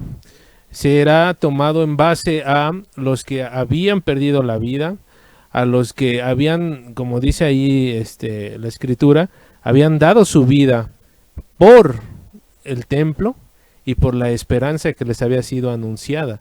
No había descompostura, digámosle así. Entonces yo creo que era puro o válida la celebración. Más ahora pues entendemos que está pero totalmente pues mezclada, ¿no? Tanto que es la Navidad judía, así la conocen. Así se conoce, de hecho ya cantan Hanukkah, oye, es Hanukkah. De veras, ya casi, pues es lo mismo. Hay videos así, una cosa así que eso es vomitivo, ¿verdad? Como dice por ahí, ¿no? Una vomitada ponen ahí Navidad y Hanukkah. Y es que la verdad es de que para propios extraños, incluso para extraños afuera, ya lo identifican, ¿no? Ya es, esos son los judíos, esos son los cristianos, ¿no? Lo malo es que a nosotros nos quieran ver en una de las dos, ¿no? Más bien decir, ¿sabes qué? No, ni una de las dos. Y si quieres explicación, te voy a decir mejor qué es lo que significa Hanukkah, ¿no? ¿Qué es haber redicado y cuál era el propósito de haber redicado? Es el templo.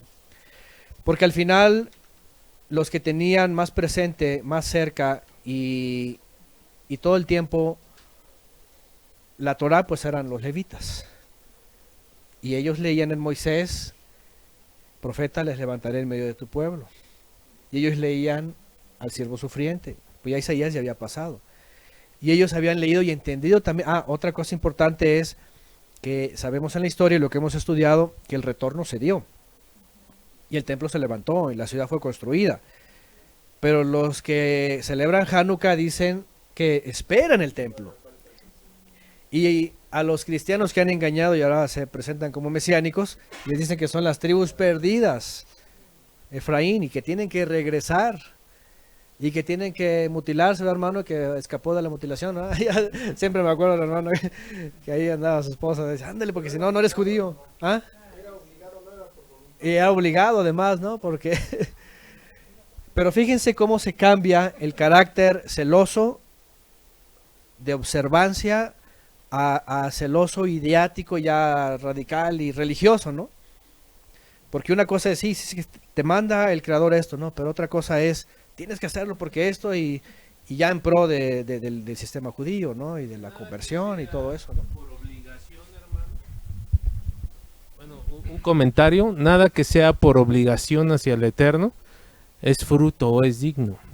Más bien es por la devoción que uno tiene al Eterno, o por el agradecimiento. Hay una palabra, ¿cómo se le llama? Por voluntad propia. Y por discernimiento, porque a final de cuentas han decretado o tienen 603 mandamientos, creo, 613, pero son literalmente a rajatabla, ¿no? Pero ¿cuáles de ahí son por voluntad propia? ¿Cuáles de ahí son realmente con la dedicación que es para el Eterno, ¿no?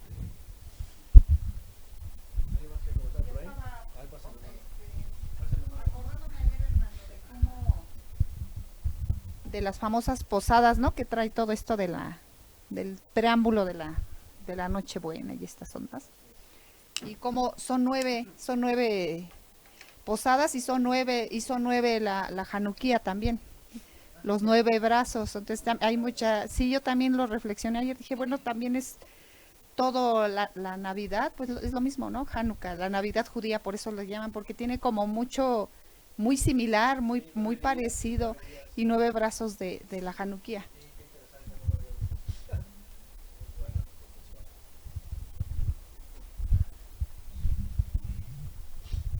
Bien, ahí pregunta alguien dónde dice que Torah que celebraba. Bueno, ahí póngale el texto en Juan, creo que capítulo, no me acuerdo, 9, creo, donde dice que se celebraba la fiesta de la dedicación y Yeshua estaba en Jerusalén. Pero finalmente eso también es para explicar eso, ¿no? O sea, no podemos imaginar que aunque Yeshua estaba ahí, quiere decir que estaba celebrando algo que, pues de entrada se estaba contradiciendo a él, ¿no? Le estaba contradiciendo, estaba hablando de una esperanza que estaba muy lejana a lo que finalmente el Eterno estaba diciendo, que ya había enviado su mensajero y que lo escucharan a él, no que siguieran escuchando pues a los rabís o a los ministros, ¿no? A los saduceos o a los fariseos o a la escuela de Gilel o la escuela de Shammai. Entonces, interesante esto de los 9 días, ¿verdad? De las posadas. Yo creo que el cristianismo los impuso para decir, ellos tienen 9 días de Hanukkah, así que vamos a poner 9 posadas y no sabía eso, pero bueno, se escucha interesante, ¿no? Que finalmente las llevan a su último día de Tamuz, ¿no? Y todo esto, la Saturnalia y todas esas cosas. Así que, ¿qué nos deja al final esta reflexión de estos hombres mencionados en la profecía? Como dije al principio, nuestros nombres, aunque no están en la escritura y aunque esperamos un nombre nuevo en el día final de la redención, estamos mencionados en la escritura como un meme que ponen por ahí, ¿verdad? De un Santa Claus que pone a una niña y le dice, ¿tú dónde estás en la Biblia?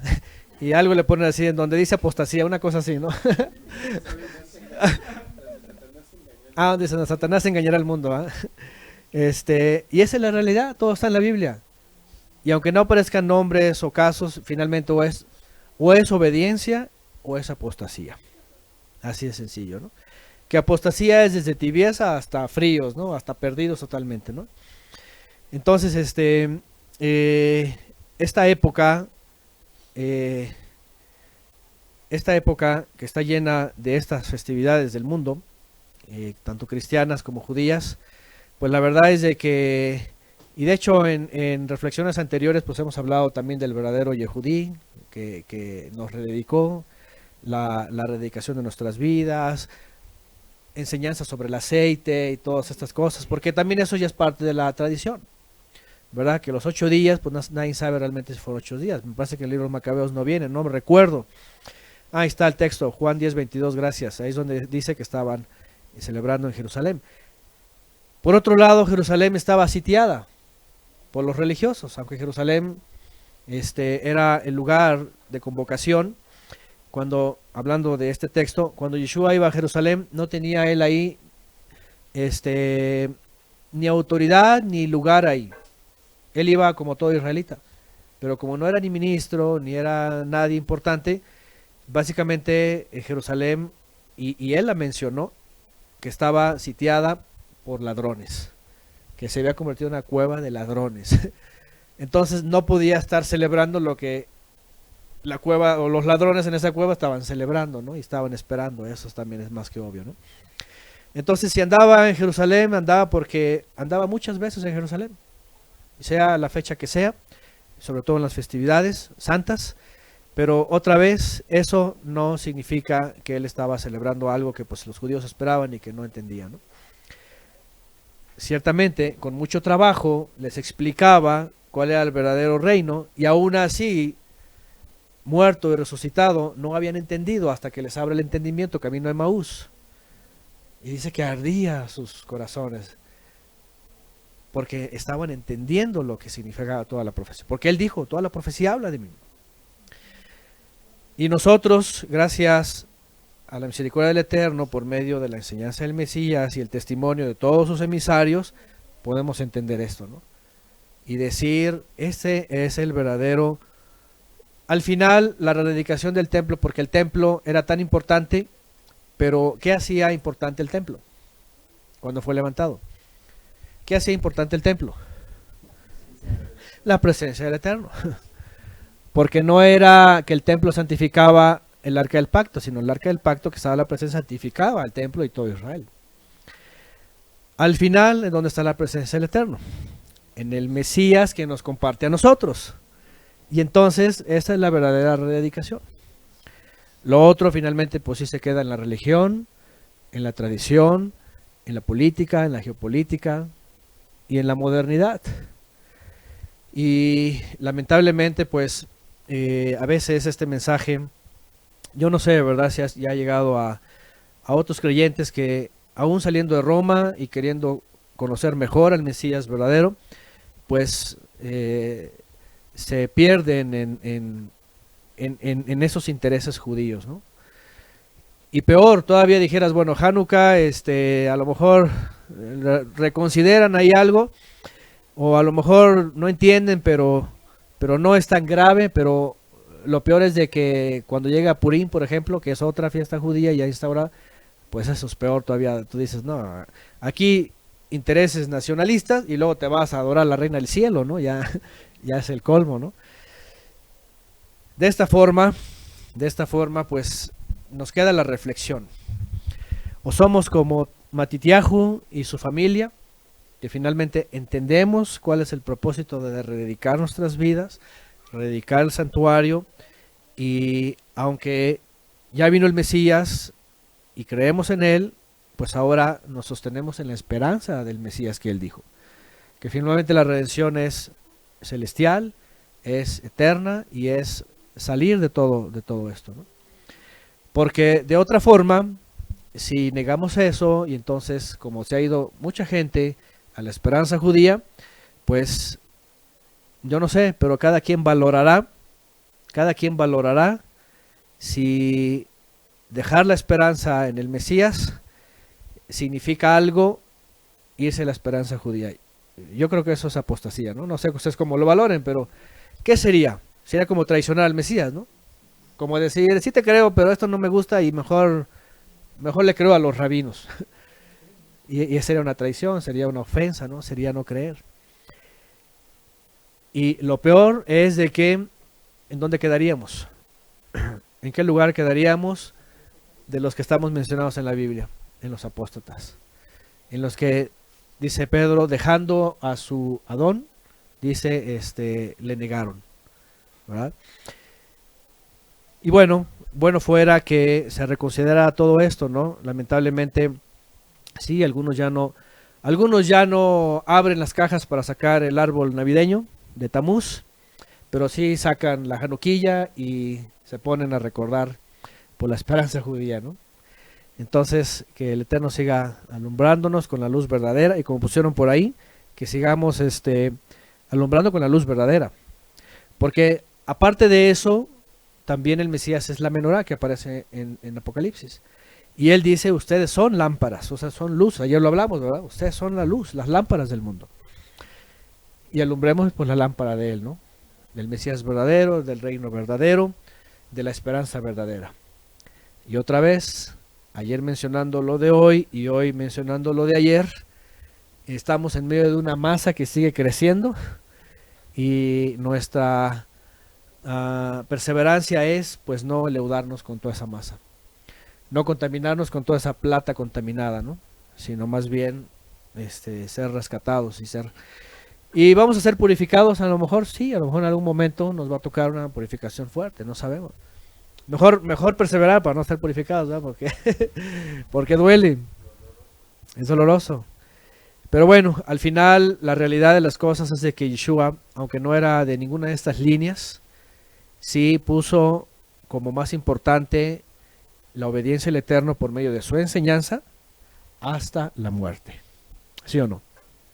Sed fiel hasta la muerte, dice. Y de eso, pues evidentemente no tenemos duda. La cosa es si lo vamos a hacer a la hora de la hora. Ahí vamos a ver de qué estamos hechos. Pues bueno, aquí está Matitiahu y sus hijos, aquellos que están mencionados en el libro de Daniel como los santos del Altísimo, como los conocedores y temerosos del Eterno, como aquellos que se esforzaron y actuaron. Vamos a dejar aquí el verso donde dice 32, mas el pueblo que conoce a su Elohim se esforzará y actuará, dice aquí. Déjenme poner el isort, ahí está, para que se quede aquí al final esta parte. Mas el pueblo que conoce a su Elohim se va a esforzar y va a actuar. Y bueno, si estamos todos citados de una u otra forma en la Escritura, pues que estemos en el lugar de los perseverantes, ¿verdad? De los que estamos en pie, delante del Cordero, que es la roca, y delante del Eterno, pues finalmente es el que nos libra y nos va a dar la herencia eterna. Amén.